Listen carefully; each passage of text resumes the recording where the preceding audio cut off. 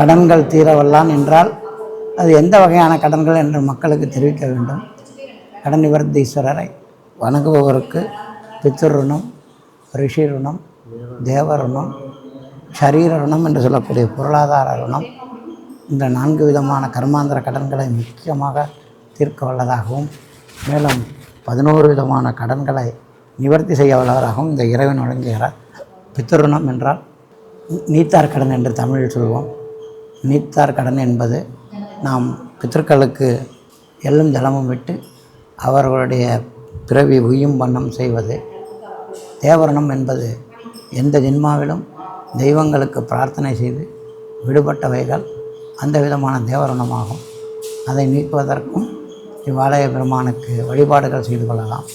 ஒரு கற்பூரம் ஏற்றினாலும் வழிபாடு தான், மிகப்பெரிய யாகங்கள் செய்தாலும் வழிபாடு தான். தங்களால் இயன்ற ஏதாவது ஒன்றை செய்து அந்த தேவரணத்திலிருந்து விடுபடலாம்.